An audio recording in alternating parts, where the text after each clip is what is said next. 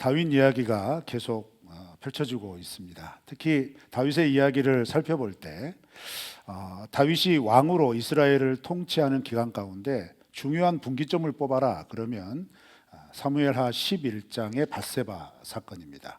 밧세바와의 간음으로 인하여서 다윗의 삶이 어떻게 변화되었는지가 11장 이후부터 20장까지 펼쳐지는 이야기인데, 그것은 이 밧세바와의 간음 사건으로 인하여 하나님이 내리신 사무엘하 12장 10절 이하에 있는 말씀에서 하나님이 선포하신 내용들이 우리가 방금 읽었던 13장부터 20장까지 차근차근 성취가 되기 때문입니다. 특히 이제 사무엘하 12장 10절 이하에서 하나님께서 범죄한 다윗에게 회개함으로 그의 생명은 살려주셨지만 그의 집에 반드시 감수할 수밖에 없는 심판이 어떤 것이었냐면 네 집안에 재앙이 끊이지 않을 거다라는 겁니다. 그리고 그것에 대하여서 구체적으로 칼이 떠나지 않는 집안이 될 거다라고 말씀을 하셨어요. 그리고 이 말씀하신 대로 13장에서부터 이루어지고 있는 겁니다. 섬뜩하죠. 그래서 이런 말씀 나누는 것이 제일 거북스러워요. 섬뜩한 말씀 나눠야 되거든요. 제 본심이 아니라는 걸 기억하시기를 바랍니다. 아셨죠? 제가 하고 싶은 말이 아니고 하나님이 오늘 주시는 말씀이 섬뜩합니다.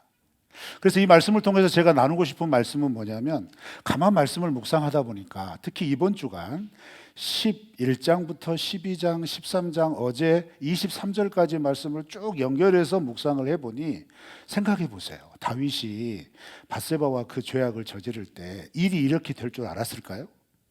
만약 알았다면 과연 밧세바와 그런 죄악을 저질렀을까요? 그러진 않았을 겁니다. 그런데 이게 인간의 모습인 거죠. 한 치 앞도 내다볼 수 없는 삶임에도 불구하고 마치 오늘을 영원처럼 살아가는 존재가 인간이어서 지금 순간의 감정에 너무 충실한 겁니다. 그래서 그것으로 인하여서 치러야 할 대가가 이제 삶 속에서 펼쳐지기 시작한 거예요. 너무너무 안타깝죠. 그러나 여러분 주의하셔야 될 것은 이 부분의 말씀을 묵상하실 때 이게 다윗의 모든 모습이다 착각하시면 안 됩니다. 이것은 다윗의 연약한 모습을 사실적으로 기록해 놓은 부분이라는 거예요. 그 외에 다윗의 다른 면면은 우리가 충분히 본받아야 할 모습들이 있고, 그럼에도 불구하고 하나님께서 11장부터 20장에 이르도록 밧세바 사건을 통하여서 다윗의 집안이 어떤 재앙 속으로 들어가고 그 재앙을 통과하면서 그 사건과 관련된 다윗의 가족들, 특히 다윗이 그 사건에 대해서 어떤 태도를 취했는가를 분명하게 보여주면서 우리가 지금 이 땅에서 이 시대를 살아가며 하나님 앞에서 어떤 모습으로 살아가야 할 것인지를 깨닫게 하여 주실 겁니다. 그러한 관점으로 이 말씀을 살펴보는 시간이 되기를 주님의 이름으로 축원합니다. 그래서 전제가 뭐냐면 하나님께서 말씀하신 대로 이루어 가시는 것이 우리가 살아가는 삶이라는 거예요. 하나님은 우리의 인생을 통하여 하나님께서 정하신 뜻, 하나님께서 펼치시는 마음들을 이루어 가십니다. 여러분 그걸 믿으시기를 바랍니다. 그리고 받아들이시기를 바랍니다. 그래서 우리의 삶은 다른 면으로 보면 하나님의 뜻과 하나님의 말씀이 이루어져 가는 과정 속에 있는 거예요. 그런데 이 과정에서 하나님을 하나님으로 섬기는 구원받은 하나님의 백성들은 그 나의 구원의 하나님이 말씀하신 대로 이루어 가니까 이 삶의 여정이 얼마나 감격스럽겠어요. 그렇죠? 내가 믿는 하나님이 정말 살아계신 하나님이시구나, 말씀하시는 대로 이렇게 이루어 가시는 놀라운 분이시구나 라고 하는 확신을 가질 수 있겠죠. 문제는 13장부터 20장은 그런 하나님의 백성임에도 불구하고 하나님이 선포하신 말씀대로 이루어지는 시간 속에서 이것을 전혀 의식하지 못한다는 거예요. 다윗이나 다윗의 아들들이. 그래서 그 과정을 통해서 이 죄 저지르는 것에 대해서 무뎌진 인생, 특히 하나님의 백성, 하나님의 자녀가 죄를 짓는 것에 있어서 무뎌졌을 때 어떤 특징이 그들의 삶에 나타나는가, 이걸 보여주고 싶으신 거죠. 특히 이제 오늘 본문 말씀에서는 제가 사실 이야기하고 싶은 건 너무너무 많아요. 이 본문, 이 이야기 속에 하나님께서 얼마나 많은 이것도 얘기했으면 좋겠고 저것도 얘기했으면 좋겠고 그런 감동을 주시는 거예요. 그래서 제가 그랬죠. 하나님, 저에게는, 주의 종에게는 30분밖에 없습니다. 그랬죠. 그래서 제가 두 가지만 살펴보려고요. 두 가지. 제게는 30분밖에 없단 말이에요. 그래서 두 가지만 살펴보는데, 죄에 묻어진 인생에서 나타나는 특징이 뭐냐.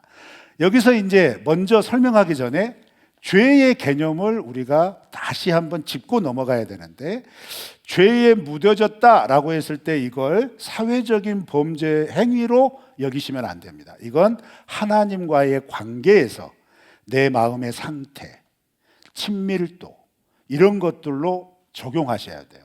그래서 죄에 묻어졌다, 이 말은 내가 하나님과의 관계가 뜨뜻미지근하다, 혹은 내가 믿고 있는가? 안 믿고 있는가? 도무지 나도 잘 모르겠다, 이런 마음이 조금이라도 드시면 이 말씀이 다시 하나님과의 관계를 온전하게 회복할 수 있도록 이끌어주는 그 은혜의 말씀이 될 줄로 믿습니다. 그래서 이 전제를 가지고 한번 들어보세요. 첫 번째로 우리가 살펴볼 것은요, 23절 우리 한번 다 같이 읽어보실까요? 23절입니다. 시작.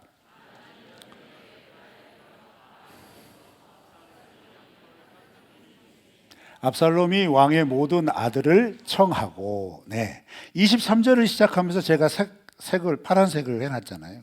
만 2년 후에 이렇게 시작을 합니다. 여기서 만 2년 후에는 1절부터 23절의 사건이죠. 그것은 암논이 자기의 친누이, 엄밀히 말하면 이복누이입니다. 어머니가 달라요.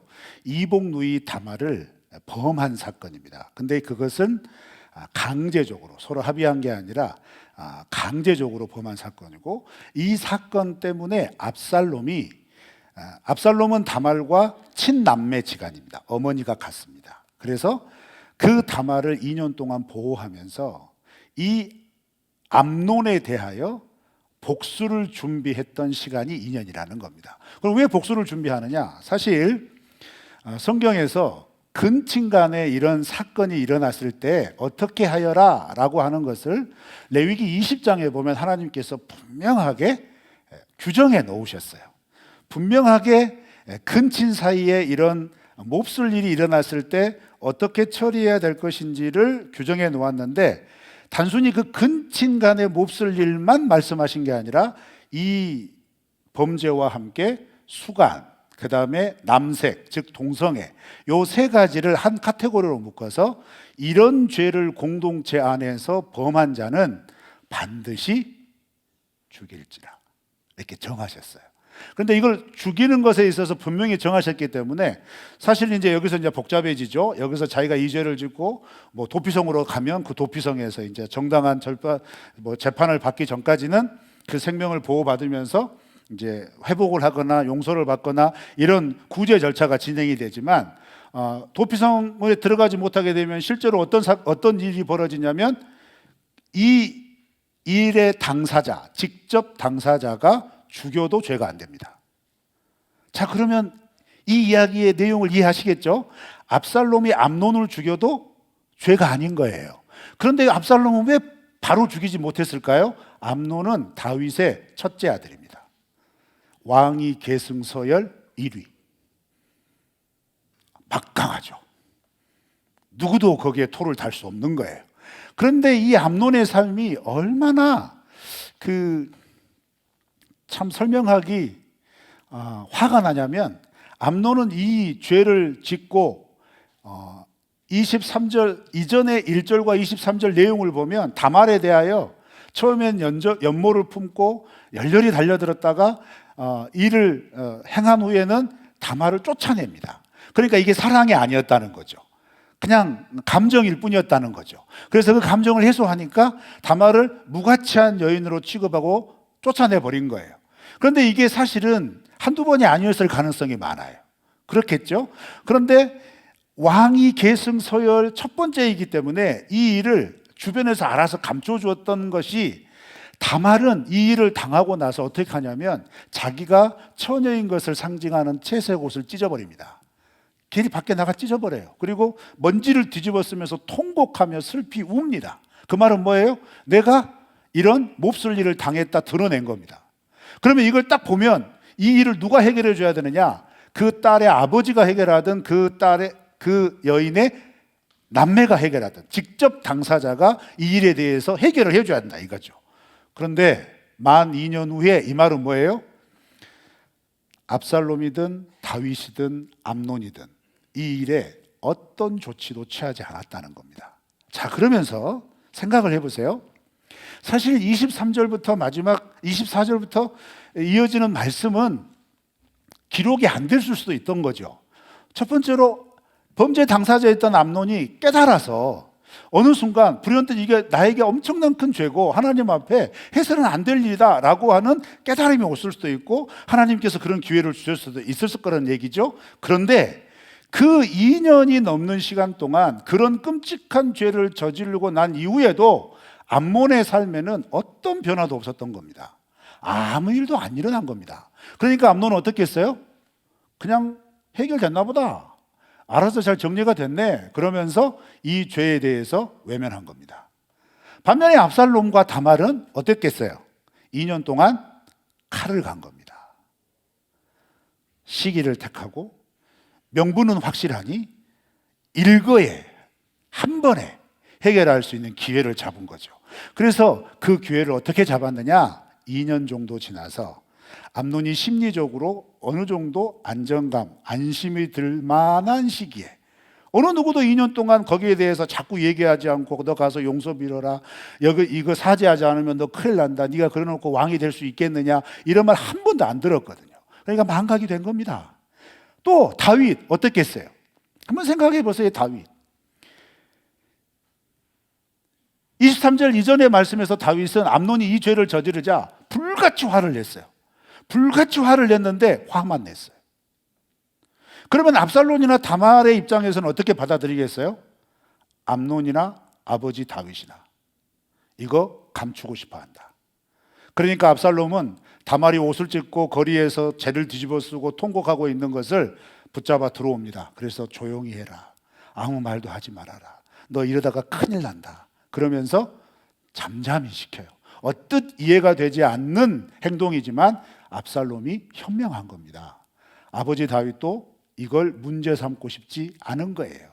해결의 의지가 없는 거예요. 그러니 기회를 잡아야겠다라는 겁니다. 만약 압살롬이 그런 마음을 가지고 2년 동안 준비를 하고 있는데 어느 날 그럴 수 있잖아요. 이거 꼭 해야 될까? 가족끼리 이게 무슨 짓이지? 내가 지금 하고 있는 거 정당한가? 이런 고민이 한 번이라도 안 들었을까요? 그런 고민이 분명히 들었을 거라는 거죠. 그런데 2년 동안 그런 고민에도 아랑곳 없이 치밀하게 암논 살해 계획을 진행한 거예요. 자, 정리해 볼까요? 암논이나 다윗이나 압살롬이나 하나님께서 2년의 기회를 주신 겁니다. 그래서 제가 묵상을 하다 보니까 그렇구나, 하나님과의 관계가 친밀하지 않은 사람, 죄에 대하여 무뎌진 사람의 특징은 기회를 놓친다는 거예요. 하나님이 주신 기회를 놓치는 사람이구나. 여러분, 이런 모습이 우리에게는 없을까요? 저에게는 없을까요? 우리의 삶 가운데 얼마나 많은 하나님이 주시는 기회가 있었을까요? 특히 우리가 잘되고 성공하고 이름을 얻고 이런 기회 말고 하나님과 더 가까워지게 하는 하나님의 은혜의 기회가 우리 가운데 과연 없었을까요? 있었을 겁니다. 그런데 많은 성도들은 이 하나님이 주신 기회를 알아차리거나 그걸 분별해서 이거 붙잡아야지, 나 이걸 통해서 더 하나님께 가까이 가야지 라기보다는 내가 죄를 범하였어도 이렇게 생각할 수 있는 거예요. 그때 이후로 아무 일 일어나지 않네? 그럼 해결된 건가? 잘 됐다. 스스로 여기는 거죠. 기억하세요? 죄를 범한 후에 아무 일이 일어나지 않는 것은 죄가 없어진 게 아니라 오히려 죄가 드러나지 않는 것에서 더 세력을 키우는 겁니다. 그것의 결과가 뭐죠? 2년 후에 급기야 살해를 해버려요. 하나님께서 이 말씀을 준비하게 하시면서 가장 먼저 저한테 감동을 주셨던 게 그거예요. 우리는 얼마나 많은 기회를 놓치고 있는가. 하나님과의 관계에서 예민하지 못하고 분별하지 못해서 죄에 대하여 날선 감각으로 죄를 판단하거나 구별해내지 못하고 이것이 죄인가 저것이 죄인가 이걸 무디고 무딘 시선과 마음으로 대하다 보니 하나님과 더 가까워질 수 있고 하나님의 말씀과 뜻대로 더 신실하게 그 걸음을 걸어갈 수 있는 기회가 우리 가운데 분명히 주어졌을 텐데 우리는 이 기회를 스스로 놓치고 있고, 이렇게 기회를 놓치거나 혹은 외면하거나 혹은 부지불식간에 놓치거나 외면하는 건 알고 있다는 거죠. 일부러 그렇게 했다는 거죠. 그런데 정말 알지 못한 사이에, 느끼지도 못한 사이에 무감각하게 흘려보내거나 이렇게 되면 어떤 일이 벌어진다는 거예요? 내가 해결했다고 생각했던 그 죄가 나를 삼키는 겁니다. 암논은 자기의 해결되었다고 생각했던 죄로 인해 죽은 거고, 압살롬은 하나님이 해결하셔야 할 것을 신뢰하며 기다리지 못해서 그 죄의 고리에 꿰어 그 죄 때문에 그 죄로 시작된 일을 행함으로 자기의 인생이 한순간에 모든 걸 다 잃어요. 그리고 3년 동안의 이방 나라의 망명 생활로 들어가게 되죠. 이게 오늘 본문 말씀에서 말하는 죄에 무뎌진, 말씀대로 이루어지는 이 세상 속에서 하나님과의 관계나 죄에 대하여 무뎌진 사람들에게서 보이는 첫 번째 모습입니다. 여러분, 우리에게 이런 모습이 일어나지 않기를 축원합니다. 하나님이 기회를 주시는 그 시간들을 허투루 보내지 마시고 예민하게 판별하고 분별하여 하나님과 동행하시기를 축원합니다. 그다음에 두 번째 하나님이 제게 주셨던 메시지는 뭐였냐면요, 27절이에요. 우리 27절 말씀 한번 읽어보실까요? 시작. 압살롬이 간청하며 왕의 암논과 왕의 모든 아들을 그와 함께 그에게 보내니라. 사실 다윗이 좀 아쉬워요.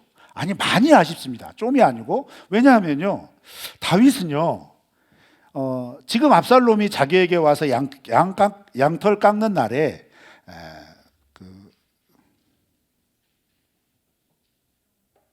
거기가 어디죠? 양털 깎는 곳이? 갑자기 생각이 안 나네. 바알하솔. 감사해요, 알려주셔서. 바알하솔에서 양털 깎는 날에 암몬과 아들을 초청해가지고 함께 축제를 벌린다는 것에 대해서 처음에는 왜 암논을 초대하니? 이렇게 의심했었어요. 그런데 압살롬이 계속 간청하니까 그걸 받아들이고 다 보내줍니다. 이래서는 안 되거든요. 이렇게 해서는 안 됩니다. 왜냐하면요, 다윗은 지금 2년 전에 일어났던 그 사건을 암논도 잊을 수도 있고 압살롬도 잊을 수도 있겠다 쳐도 다윗은 잊을 수가 없죠. 왜요?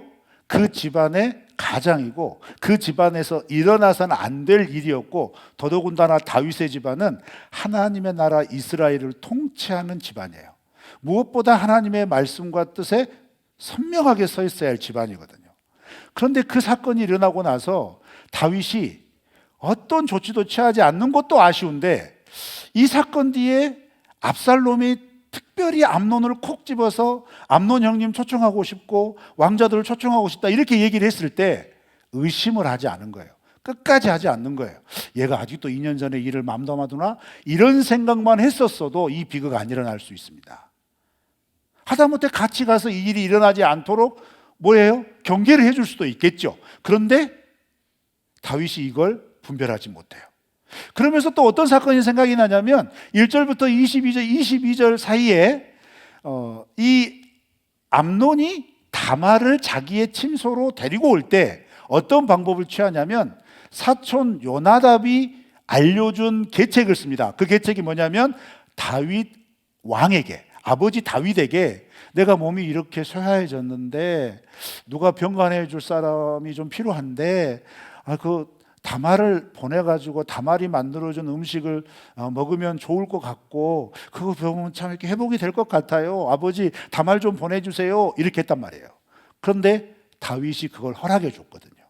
이게 사실 당시 문화에서는 해서는 안 되는 일입니다. 왜냐하면 당시 문화에서 처녀가 굉장히 중요해요.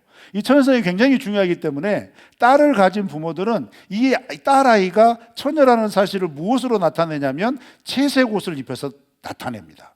그래서 그것을 지켜주기 위해서 굉장히 중요한 가치로 여겼다는 거죠. 그래서 왕가에서는 심지어 공주들의 처소를 따로 마련해서 철저하게 보호를 시켜줬어요.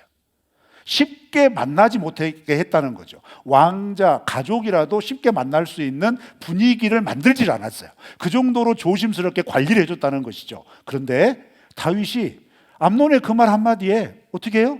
다말, 네가 가서 오빠를 위해서 빵 좀 만들어줘라. 네가 가서 만들어준 빵 먹으면 기운 차릴 것 같다더라. 이렇게 해서 보내준 거거든요. 그래서 그 사달이 난 겁니다. 그런데 지금 똑같은 대잡이죠. 압살롬이 아버지에게 부탁하는 거예요.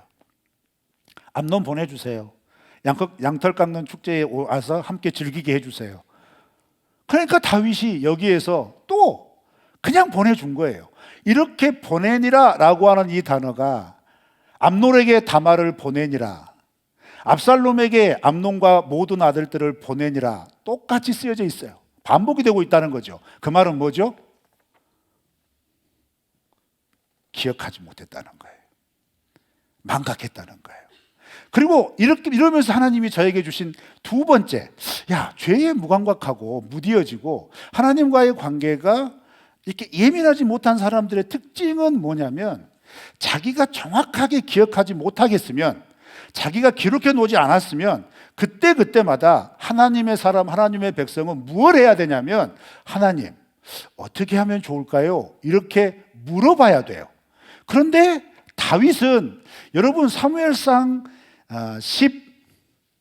13장 이하부터 20장을 앞으로 묵상하시면서 한번 곰곰이 찾아보세요.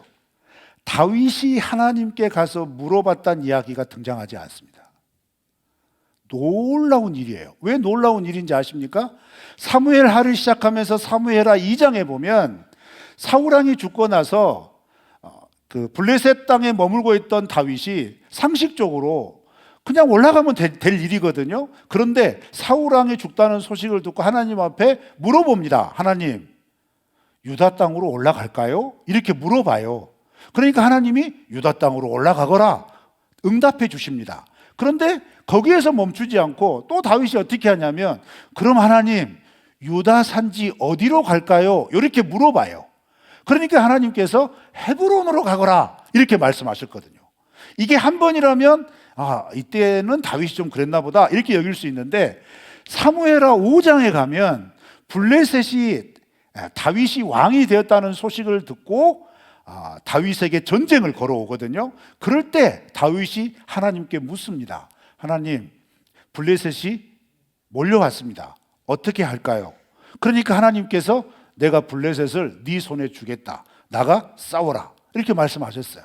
그래가지고 나가 싸워가지고 1차 전쟁에서 대승을 거뒀습니다. 그런데 블레셋이 정신 못 차리고 다시 몰려온 거예요. 그러니까 다윗이 또 묻습니다. 하나님, 또 몰려왔는데 어떡할까요? 그러니까 하나님이 이번에는 전공법으로 하지 말고 게릴라 작전을 좀 써라 하면서 구체적으로 알려주셔서 블레셋을 완전히 압도합니다. 그래서 이스라엘의 원수 블레셋을 그 전쟁에서 평정을 해요. 그리고 그 전쟁 이후에 다윗은 진정한 통일 이스라엘의 왕의 권위를 세웁니다. 자, 근데 그 두 장면이 지금 이 13장 이후부터 20장까지의 다윗의 모습과 분명하게 비교가 되는 거예요. 어떤 비교냐면, 이렇게 오히려 재앙 속에 재앙이 이루어지는 상황에서 더 많이 상식적으로 물어야 되는데 다윗은 일절 묻지 않습니다. 하나님과 관계가 서먹할수록, 죄에 대하여 무뎌진 사람일수록 하나님을 향하여 입술을 열지 않는 거예요. 그런데 이렇게 하나님을 향하여 입술을 열지 않은 사람이 누구라고요? 다윗이요. 우리가 그렇게 존경하는 다윗 형님, 안 그래요? 너는 누구를 닮고 싶냐? 성경에서 저는 다윗을 닮고 싶습니다. 한 번쯤 해봤을 거 아니에요, 그렇죠? 그런데 그 다윗이 지금 희한하게도 이 형님이 하나님께 묻지를 않네요. 이렇게 안 물으니까 어떤 사달이 나요? 이 13장의 사달이 그대로 나는 거예요. 그래서 분명하게 하나님이 우리에게 알려주십니다. 하나님과의 관계가 문제가 있거나 혹은 죄에 대해서 무뎌질 대로 무뎌진 사람의 두 번째 특징은 뭐냐? 묻지 않는다. 심각한 건 뭐예요? 하나님이 말씀하신 사무엘하 12장의 그 재앙의 선포대로 지금 일어나기 시작했다는 거예요. 그런데 다윗이 묻지 않았다는 건 무엇을 의미하냐면 사무엘하 12장에 네 집안에 칼이 끊이지 않고 재앙이 임할 거다라고 하는 그 말씀을 기억 못하는 거예요. 얼마나 무뎌졌다는 것인지 증거가 되는 거죠. 그 말은 무슨 말이에요? 내가 하나님과의 관계가 얼마나 예민한가 무딘가를 스스로 판단해 볼 수 있다는 거죠. 어떻게 해요? 하나님이 내게 주신 은혜의 말씀을 선명하게 기억하는가. 그리고 그 말씀이 어느 순간 삶을 살아가다가 이거 하나님이 말씀하신 건데 이렇게 되어져 가고 있구나, 맞네 라고 깨닫는다면 그건 뭐예요? 지금 날이 서 있는 거예요. 그런데 그렇게 날이 서 있을지라도 현상을 보고 이거 진짜 하나님이 이제 하시려나 보다, 이거 어떡하지? 이렇게 하면서 그걸 알고 있으면서 입은 꽉 잠겨버린다? 이거 하나님과의 실제적인 관계에서 무뎌질 대로 무뎌진 사람이라는 겁니다. 그럼 어떻게 돼요? 죄가 여러분을 삼킵니다.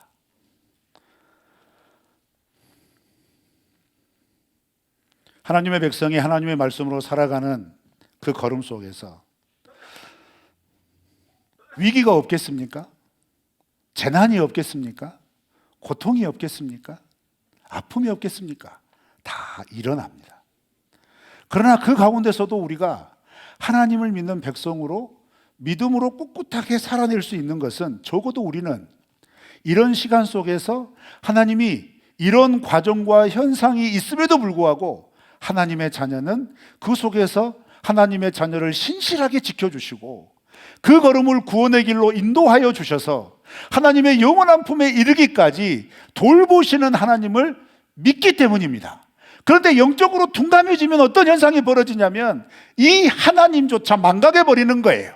하나님이 말씀하신 말씀들이 우리의 삶 가운데 이루어지고 있는 것을 보고 있음에도 불구하고 깨닫지도 못하고, 그걸 보고 있음에도 불구하고 깨달았더라도 내 입술의 지퍼를 잠궈버리는 거죠. 그렇게 되면 내가 입술을 열지 않음으로 인하여서 우리의 삶에 나타나는 분명한 증거, 내가 죄에 치우쳐도 죄의 발목이 잡혀 깊은 수렁으로 끌어내리고 있어도 거기에서 하나님의 이름을 부를지를 모른다는 거예요. 하나님이 제게 주신 시간이 다 끝나갑니다. 그럼 우리가 어떻게 적용을 해야 할까요? 우리가 살아오면서 위기라는 단어 안 들어본 적이 없었을 겁니다.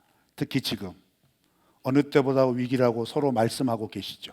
그러면 하나님의 백성, 하나님의 자녀는 이런 위기일수록 이 위기를 보면 하나님의 말씀대로 이 세상이 되어져 가고 있구나 라는 걸 깨닫는다면 무엇부터 해야 될까요?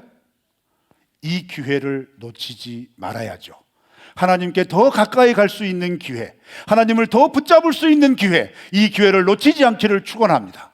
그런데 이 기회를 놓치지 않는 그 첫걸음이 뭐겠어요? 하나님을 향하여 입술을 여시기를 축원합니다. 하나님께 부르짖으십시오. 왜요? 하나님은 분명히 우리에게 이렇게 약속하셨는데 역대하에 보면 20장 9절 말씀에 이렇게 말씀하셨어요. 우리 다 같이 읽어볼까요? 시작. 견책이나 전염병이나 기근이 우리에게 임하면 주의 이름이 성전에 있으니 우리가 이 성전 앞과 주 앞에 서서 이 환난 가운데에서 주께 부르짖은즉 들으시고 구원하시리라 하였나이다. 아멘. 이거 솔로몬의 고백입니다. 낙성식을 하며 하나님 앞에 고백하였던 고백인데, 여러분 이 고백의 문장을 보세요. 과거 완료형이에요. 이거 어디서 경험했을까요? 솔로몬이 어디서 경험했을 것 같으세요? 13장부터 20장에 다윗 집안의 재앙을 거치면서 깨달은 겁니다. 솔로몬이 왕으로 세워지는 그 과정, 그 지난한 고통스러운 과정을 거치면서 하나님께서 약속하신 말씀대로 이렇게 이루어 가시는구나 라고 분명하게 경험한 겁니다. 그러면 그 경험이 오늘 이 자리에 서서 미래를 바라보며 어떤 자세로 서야 한다는 거예요? 이 경험이, 이 역사가 앞으로도 펼쳐질 수 있는데, 그럴 때마다 우리가 가장 먼저 해야 될 것은 정세분사가 아니라는 거예요. 세상의 법칙으로 어떻게 해야 될까 계획 세우는 거, 그것보다 먼저인 게 있다는 거예요. 그게 뭐냐면 주께 부르짖는 것인 줄로 믿습니다. 주님께 부르짖어야 한다는 겁니다. 하나님 좀 도와주십시오. 나는 어찌할 수 있는 힘과 용기도 나지 않지만 하나님이 나를 도와주신다면, 내가 주님의 이름을 부른다면 주님이 나를 도와주신다고 하셨으니 좀 도와주십시오, 좀 이끌어 주십시오 라고 기도해야 한다는 거예요. 오늘날 교회의 문제가 뭡니까? 물론 목사가 문제예요. 할 말 없어요. 그러나 여러분의 문제는 뭡니까? 단도직입적으로 말씀드릴까요? 부르짖지 않는 거예요. 입술을 닫아버린 거예요. 묻지 않는 거예요. 그러면서 핑계댑니다. 상황이 이렇게 만들었어요. 이거 어떻게 내가 바꿉니까? 여러분, 우리의 하나님이 그 문제보다 작은 하나님이 아니시라는 거 아시잖아요. 그러면 여러분, 우리가 무엇부터 회복해야 할까요? 하나님, 그 이름을 부르는 이 믿음이 회복되기를 축원합니다. 이렇게 나아갈 때 우리의 위기와 고통과 절망 속에서 우리를 이끌어 주시는 하나님의 실제적인 은혜와 경험이 우리 가운데 일어날 줄로 믿습니다. 왜냐고요? 분명히 말씀하셨습니다. 베드로는 사도행전 2장에서 누구든지 주의 이름을 부르는 자는 구원을 받으리라. 아멘. 주의 이름을 부르는 자들을 구원시켜 주시는 하나님이 우리 하나님이시기 때문에 그렇습니다. 우리의 상한 마음을 고치시고 우리의 걸음에 하나님의 도우심과 인도하심을 한량없이 부어주셔서 이 위기 가운데서 우리가 능히 이겨낼 수 있도록 누구든지 주의 이름을 부르는 자들에게 이 은혜를 베푸시는 분이 살아계신 우리의 하나님이신 줄 믿습니다. 지금도 말씀대로 이루시는 우리의 하나님이신 줄 믿습니다. 그 하나님과 함께 이번 한 주도 신실하게 동행하시기를 주님의 이름으로 축원합니다.